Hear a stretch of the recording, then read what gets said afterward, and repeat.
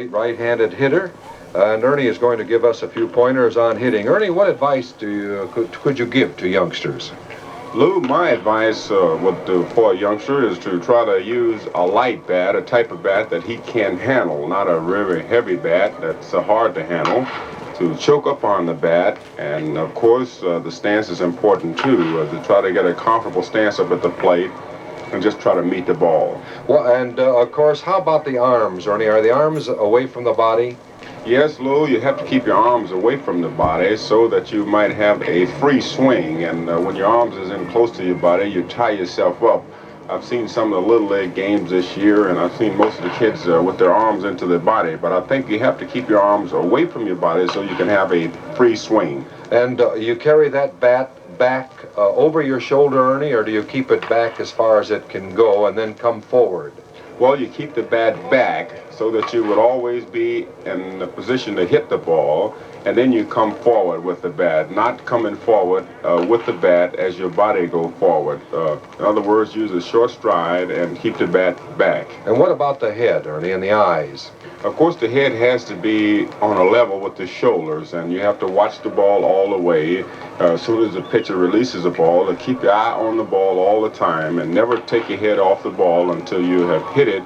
And when you hit it, run to first base. And what about the swing, Ernie? Actually, you don't lift up for a home run on every swing, do you? Should the swing be level?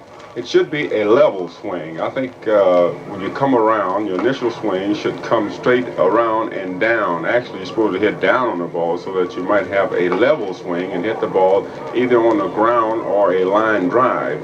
My advice to some of the youngsters who are playing in the league now is to just try to meet the ball and not try to swing too hard to hit it out of the ballpark. Just try to meet it and get a base hit. And where do you try to hit the ball, Ernie? By that I mean over the plate, behind the plate, or in front of the plate?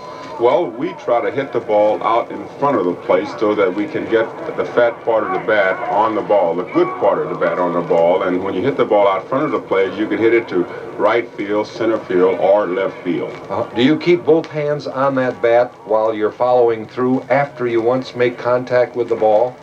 Yes, I try to keep both of my hands on the bat as a follow-through so that it would give the ball a little more carry. Of course, when you swing the bat and you take your hand off of it, either your right hand or your left hand, well then the ball has a tendency to die. But when you keep both hands on the bat on a follow-through, you can have good momentum when you hit the ball.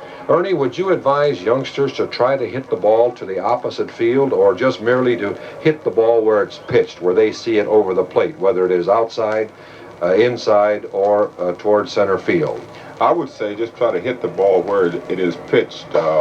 Not trying to swing for the long ball or not waiting for any particular pitch, but just try to meet the ball and get a base hit. Well, thank you very much, Ernie Banks.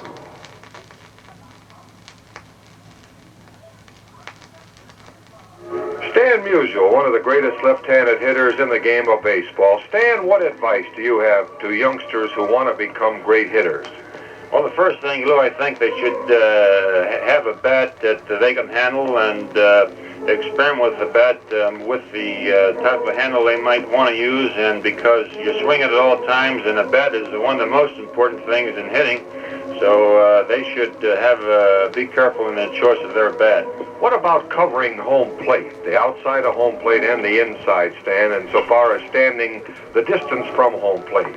Well, that's right. They should experiment standing toward the plate and away from the plate until they can cover the bat with their swing, and one that feels comfortable to them, and knowing that when they swing at the ball, that will cover home plate. And I think by practicing why they can do that, Lou. What about actually the grip of the bat, Stan? Do you hold that bat tight at all times? Well, you hold it firm, Lou. You don't want to choke a bat because it tightens up your muscles, but you want to have a good firm grip on the bat because the ball will knock the bat out of your hand, and it's a good firm grip. And the grip is very, very important, how you hold your hands on this bat, and be sure you get the proper instructions how to you don't twist your wrists around so far that you're tied up with your wrists, because you can't swing the bat with the wrist tied up. So the grip is very, very important. Would you say that your knuckles should be lined up?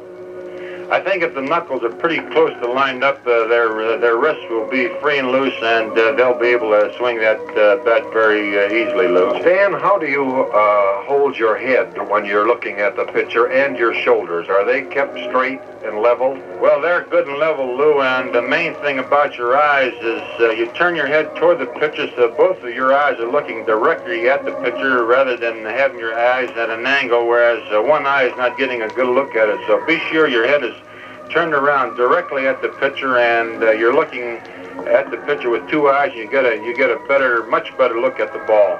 Do you move in that batter's box forward or back according to the pitcher?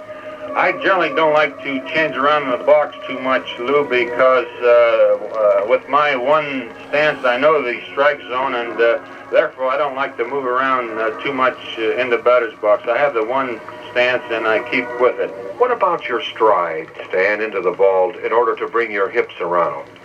I think the most fault about hitting is overstriding, and that's one of my problems. So a good shorter stride and not too much of a stride is much better than trying to take a big stride. And I found out that the arms do the work, and this way with a shorter stride, the bat can come around quicker, and you could hit the ball better. And what about your follow-through after the contact of the bat on the ball?